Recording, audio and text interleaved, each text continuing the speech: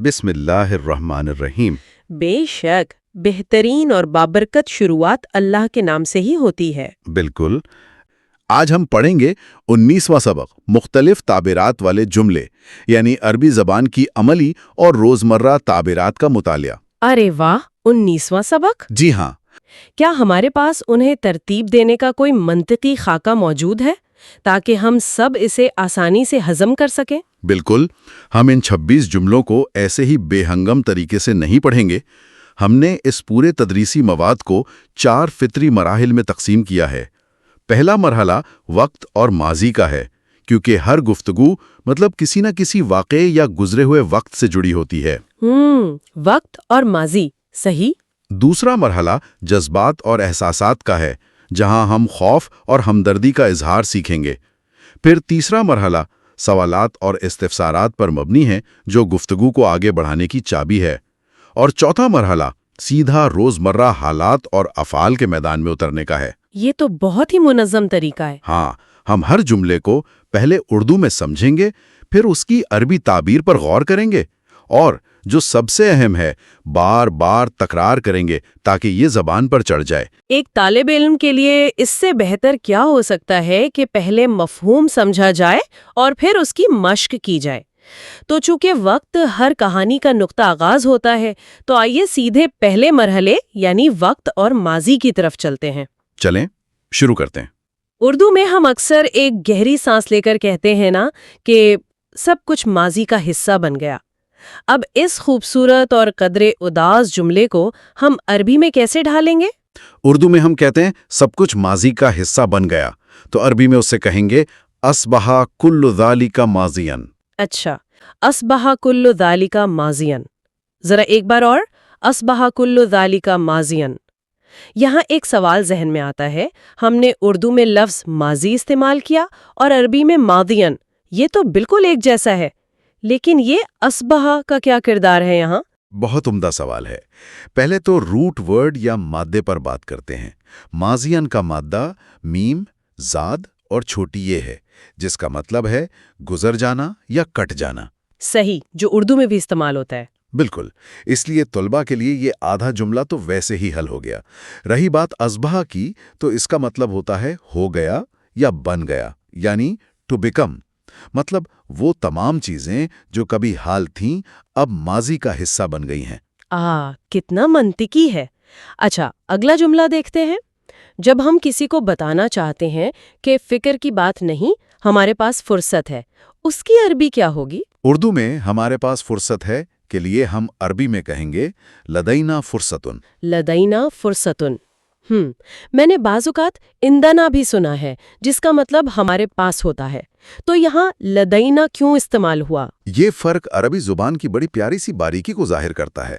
इंदना का मतलब है कि कोई चीज हमारी मिल्कियत में है, चाहे वो उस वक्त हमारे हाथ में हो या घर पर रखी हो। अच्छा, मलकियत के लिए। हाँ, लेकिन लदैना आमतौर पर उस चीज के लिए इस्तेमाल होता है जो बिल्कुल इसी वक्त मौजूदा लम्हे में आपके पास दस्तयाब हो।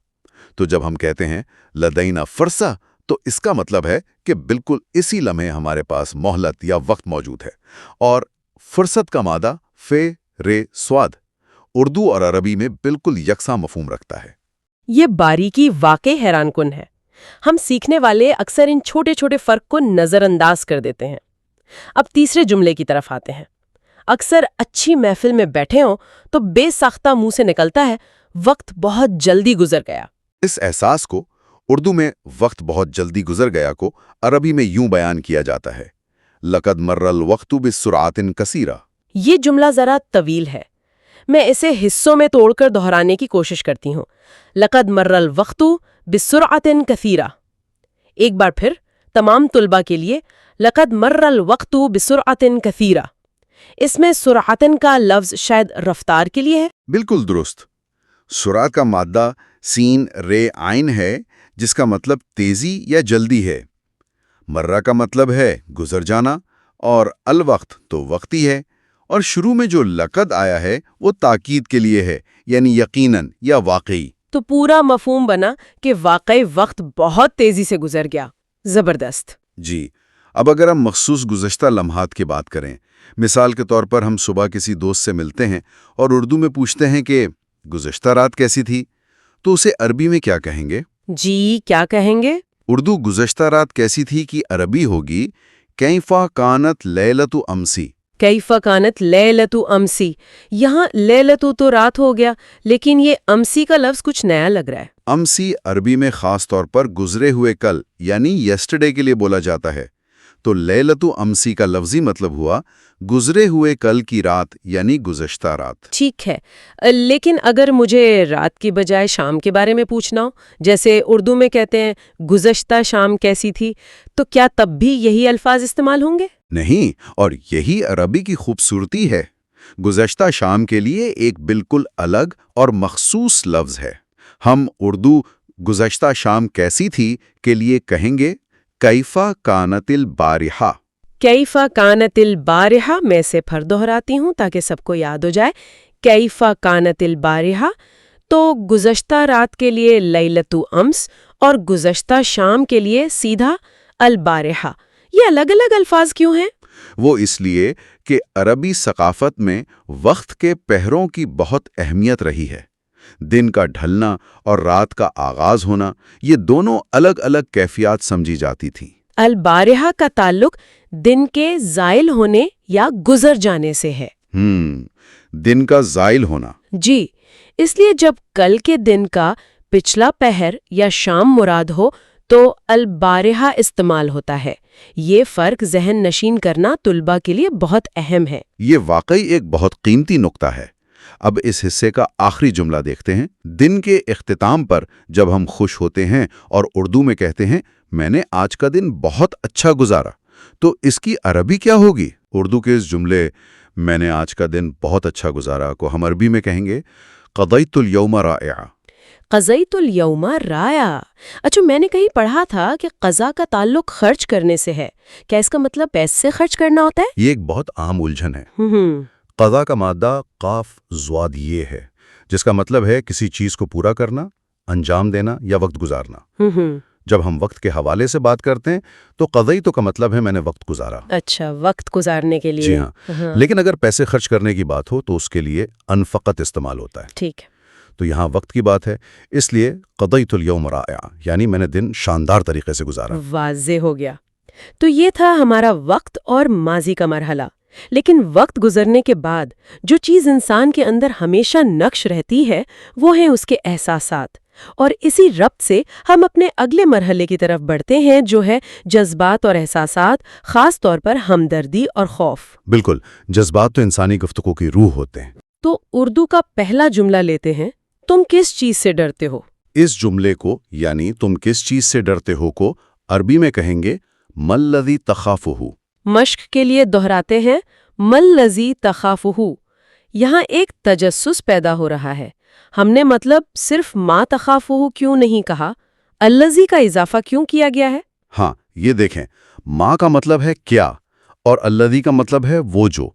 जब हम कहते हैं मल्लज़ी तख़ाफ़ुहु तो हम दरअसल पूछ रहे हैं कि वो कौन सी खास चीज़ है जिसका तुझे खौफ है। ये आम सवाल से ज़्यादा गहरा और मखसूस है। ज़्यादा गहरा है। और यहाँ फेल तख़ाफ़ुहु का मादा खे वाव फे है, जो उर्दू में भी हूबहू खौफ के मानी में इस्तेमाल होता है। जबरदस्त। अब एक ऐसा जुमला जिसकी हर इंसान को कभी ना कभी जरूरत पड़ती है, यानी हमदर्दी का इजहार। उर्दू में हम कहते हैं मुझे तुम्हारी तकलीफ का एहसास हुआ। अरबी में इस हमदर्दी को यानी मुझे तुम्हारी तकलीफ का एहसास हुआ को यूं अदा किया जाता है शअरतु बिअलमिका। शअरतु बिअलमिक। एक बार और दोहराती हूँ, शअरतु बिअलमिक। इसमें अलम का मतलब तो तकलीफ हो गया, क्योंकि उर्दू में भी हम अलमनाक कहते हैं। लेकिन शअरतु किस मादे से है? इसका मादा शीन आइन रे है। क्या आपको मालूम है कि उर्दू में शऊर, शायर और शायरी सब इसी मादे से निकले हैं? अरे वाह, वाकई? बिल्कुल, क्योंकि इन सब का ताल्लुक किसी चीज को इंतहाई बारीकी और गहराई से महसूस करने से है। तो जब आप कहते हैं शअरतु, तो इसका मतलब है कि मैंने अपने अंदर उस तकलीफ को बहुत गहराई से महसूस किया। कितनी गहरी बात है। अल्फाज के पीछे मतलब पूरी एक नफ्सियात छुपी है। अब अगर हम इन दोनों मफहूमों یعنی خوف اور احساس کو ملا کر ایک نیا جملہ بنائیں. جیسے اردو میں کہیں یقیناً تم نے خوف محسوس کیا، تو عربی میں کیا بنے گا؟ یہ تو زبان کے بلاکس کو جوڑنے کا بہترین عمل ہے.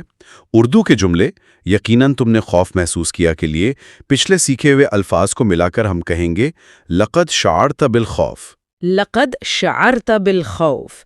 ہم نے لقد یعنی یقیناً کو لیا، پھر شعرت تم نے محسوس کیا لگایا، اور آخر میں بالخوف.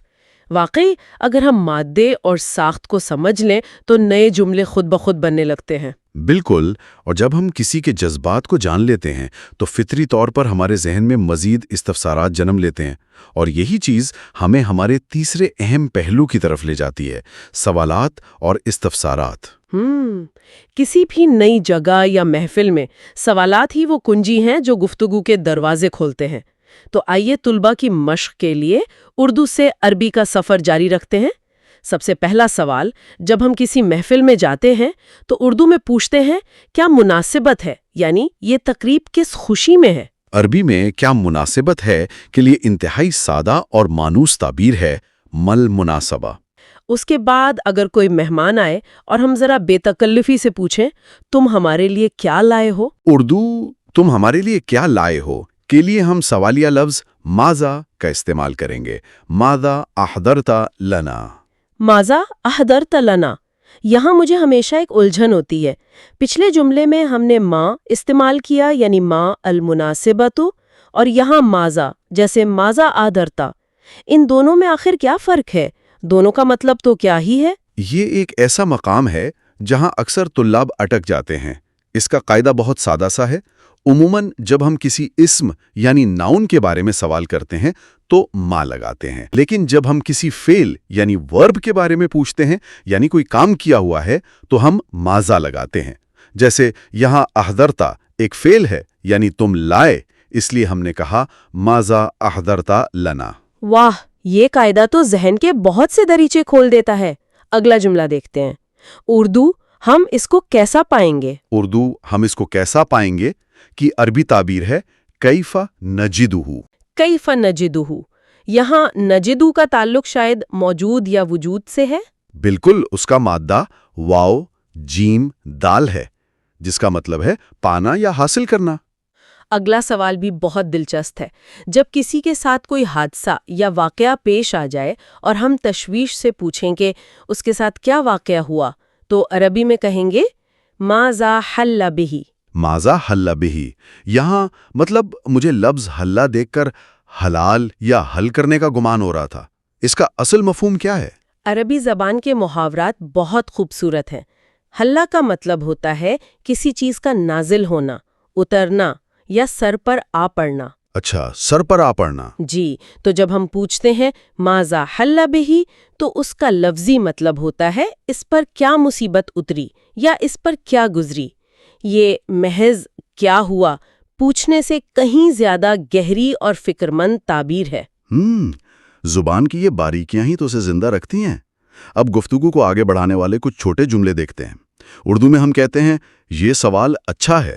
اردو یہ سوال اچھا ہے عربی میں بنے گا ھذا سؤال جید. یہ سوال جید ہے، اور اگر پوچھنا ہو تمہارا سوال کیا ہے، اردو تمہارا سوال کیا ہے کے لیے کہیں گے ما ہوا سوالو کا. ما ہوا سوالو کا. اور کسی تیسرے شخص کے بارے میں جاننا ہو جیسے اردو میں اس کے بارے میں کیا ہے، اردو اس کے بارے میں کیا ہے عربی ہوگی ماذا عنہ. ماذا عنہ. اور آخری سوال جو ہم اکثر کسی کام کو شروع کرنے سے پہلے پوچھتے ہیں، اس میں کیا فائدہ ہے، اردو اس میں کیا فائدہ ہے. اس کی عربی طلباء کو فوری یاد ہو جائے گی مل فائدۃ فیہ. مل فائدۃ فیہ. فائدہ کا لفظ تو بالکل وہی ہے. تو یہ تھا ہمارا سوالات کا مرحلہ. ہم نے وقت کے جملے سیکھے، جذبات کا اظہار سیکھا اور سوال پوچھنے کا ہنر بھی جان لیا. اب باری آتی ہے سیدھا ایکشن کی، یعنی عملی میدان کی. بالکل صحیح. اور یہ ہمارا چوتھا مرحلہ ہے، روزمرہ حالات اور افعال. یہ وہ جملے ہیں جو ہم گھروں، دفتروں اور بازاروں میں روزانہ کی بنیاد پر بولتے ہیں. بالکل. اس مرحلے میں عملی رد عمل اور فیصلے شامل ہوتے ہیں. پہلا جملہ دیکھتے ہیں. اردو میں نے اس سے سخت بات کی. عربی میں اس کی تعبیر ہے اسمعتہ کلامن قاسین۔ اسمعتہ کلامن قاسیا۔ یہاں ایک بات سمجھنی ہے، ہم نے یہ کیوں نہیں کہا کہ میں نے اسے کہا، بلکہ لفظ اسمعتہ استعمال ہوا ہے؟ کیوں؟ یہ بہت باریک بین مشاہدہ ہے۔ قلتو کا مطلب ہوتا ہے میں نے کہا، لیکن اسمعتہ کا مطلب ہے میں نے اسے سنایا۔ میں نے اسے سنایا۔ جی، جب آپ غصے میں کسی کو کڑی بات کہتے ہیں تو آپ دراصل اسے سنا رہے ہوتے ہیں تاکہ اس کے کانوں تک وہ سختی پہنچے۔ اور قاسین کا مادہ کاف سین واو ہے، جس کا مطلب ہے کٹھور یا سخت۔ تو مفہوم ہے میں نے اسے کٹھور الفاظ سنائے۔ کمال ہے۔ اگلا جملہ دیکھتے ہیں جو اکثر جھگڑے کے وقت بولا جاتا ہے۔ اردو اس نے مجھ سے چھین لیا۔ اردو اس نے مجھ سے چھین لیا۔ اس فعل کی عربی تعبیر ہے انتزاع منی۔ انتزاع منی۔ کیا انتظام میں طاقت یا زبردستی کا پہلو شامل ہے؟ 100%۔ صرف لینے کے لیے اخذا استعمال ہوتا ہے، لیکن انتزاع کا مطلب ہے طاقت کے زور پر کھینچ کر یا زبردستی چھین لینا۔ اچھا، زبردستی چھیننا۔ اب ایک بہت ہی عام اور پرسکون جملے کی طرف آتے ہیں۔ اردو میں مجھے کھانا لانے کے لیے جانا ہے۔ ہاں، یہ تو بہت بولا جاتا ہے۔ اردو مجھے کھانا لانے کے لیے جانا ہے، عربی میں یہ روزمرہ کا جملہ یوں ادا ہوگا علی الذہاب لاحضار الطعام۔ تمام طلباء کے لیے تکرار، علی الذہاب لاحضار الطعام۔ اس جملے کا آغاز علیہ سے ہوا ہے، جس کا مطلب ہے مجھ پر، یعنی مجھ پر لازم ہے کہ میں کھانا لانے جاؤں۔ بالکل درست۔ اب فرض کریں آپ کسی دوست کے ساتھ ہیں اور اسے لفٹ کی پیشکش کر رہے ہیں۔ اردو میں کہتے ہیں کیا تم چاہتے ہو کہ میں تمہیں مرکز پہنچاؤں؟ اس کی پیشکش کیسے ہوگی؟ اردو کیا تم چاہتے ہو کہ میں تمہیں مرکز پہنچاؤں؟ عربی میں یہ پیشکش یوں ہوگی هل تريد ان اوصلکم الی المرکز؟ هل تريد ان اوصلکم الی المرکز؟ یہاں اوصلکم کا تعلق وصول کرنے سے ہے یا وصل یعنی ملانے سے ہے؟ اس کا تعلق وصل سے ہے، یعنی کسی کو اس کی منزل سے ملا دینا یا پہنچا دینا۔ اب کسی ناخوشگوار صورتحال پر رد عمل دیتے ہیں۔ اردو یہ بہت برا ہے۔ یہ تو بہت آسان لگ رہا ہے۔ اردو یہ بہت برا ہے۔ عربی میں انتہائی جامع ہیں، ھذا سیئ جداً۔ تکرار کرتے ہیں، ھذا سیئ جداً۔ اور اس مرحلے کا آخری جملہ جب ہم بحث کو سمیٹنا چاہتے ہیں اور تنگ آ کر کہتے ہیں اردو میں زیادہ مشکلات نہیں چاہتا ہوں۔ اردو میں زیادہ مشکلات نہیں چاہتا ہوں کہ عربی ہوگی لا اريد مزیداً من المشاکل۔ لا اريد مزیداً من المشاکل۔ اردو میں ہم مشکلات کہتے ہیں، عربی میں مشاکل۔ یہ تو بغیر کسی محنت کے یاد ہو گیا۔ جی بالکل۔ اب جب ہم عملی گفتگو میں ہوتے ہیں تو ہمارے پاس اتنا وقت نہیں ہوتا کہ پورے جملے کا ترجمہ سوچیں۔ کیا عربی جملوں کی ساخت میں کوئی ایسی نشانی ہوتی ہے کہ ہم پہلا یا دوسرا لفظ سن کر ہی فوراً پہچان لیں کہ یہ کوئی استفسار ہے یا یہ کسی کا اندرونی جذبہ یا احساس ہے؟ یہ ایک نہایت شاندار اور تجزیاتی سوال ہے، اور در حقیقت ہمارے تدریسی مواد کا آخری حصہ اسی تقابل پر مبنی ہے، یعنی ساخت کا تجزیہ، سوال بمقابلہ احساس۔ عربی زبان کی ساخت اتنی سائنسی ہے کہ جملے کا ماتھا دیکھ کر ہی آپ اس کا مزاج بھانپ سکتے ہیں۔ اچھا، تو ہم استفسار کی علامتوں اور احساس کی علامتوں کو کیسے الگ الگ پہچانیں گے؟ بہت آسان کلیہ ہے، میں بتاتا ہوں۔ اگر کوئی جملہ سوالیہ چابیوں سے شروع ہو رہا ہے، جیسے ماذا یعنی کیا، کیف یعنی کیسے، یا حل یعنی کیا، تو آپ کا ذہن فوراً الارم دے دینا چاہیے کہ سامنے والا آپ سے کوئی معلومات مانگ رہا ہے اور آپ کو جواب تیار کرنا ہے۔ یعنی ماذا، کیفا اور حل ہمارے لیے استفسار کے سگنلز ہیں۔ بالکل، اور اس کے برعکس اگر ہمیں احساس یا بیانی کی علامتیں پہچاننی ہوں تو وہ عموماً کسی فعل سے یا تاکید سے شروع ہوتی ہیں، جیسے شعرتُ میں نے محسوس کیا، یا افسوس کا اظہار جیسے اسفاً، یا پھر تاکید کے لیے لقد یقیناً۔ سمجھ گئی۔ یہ الفاظ بتاتے ہیں کہ سامنے والا کوئی سوال نہیں پوچھ رہا، بلکہ اپنے اندر کی کوئی کیفیت بیان کر رہا ہے اور آپ کو محض سننا یا ہمدردی کرنی ہے۔ ہماری تدریس کا اختتام اسی اصول پر ہوتا ہے کہ مسلسل مشق، مستقل روانی۔ مسلسل مشق، مستقل روانی. جی، روزمرہ گفتگو میں ان تعبیرات کا بامقصد استعمال ہی آپ کی عربی میں قدرتی روانی پیدا کرے گا. روانی. اس کا مطلب یہ ہے کہ جب تک ہم ان جملوں کو اپنے دوستوں، گھر والوں یا شیشے کے سامنے کھڑے ہو کر ادا نہیں کریں گے، ہم اس خلیج کو نہیں پاٹ سکتے جس کا ذکر میں نے شروع میں کیا تھا. ہم امید کرتے ہیں کہ آج کا یہ گہرا اور عملی سیشن تمام عربی سیکھنے والوں کے لیے انتہائی کارآمد ثابت ہوا ہوگا. اس تدریسی سفر کو ہمارے ساتھ یوں ہی جاری رکھنے، زبان کی مزید گہرائیوں میں اترنے اور آنے والے تمام اسباق کو بروقت حاصل کرنے کے لیے ہم تمام طلباء سے گزارش کرتے ہیں کہ چینل کو ضرور سبسکرائب کریں تاکہ سیکھنے کے اس تسلسل میں کوئی خلا نہ آئے. آپ سب کی بھرپور توجہ اور لگن کا بہت شکریہ. مسلسل مشق جاری رکھیں. خدا حافظ. خدا حافظ.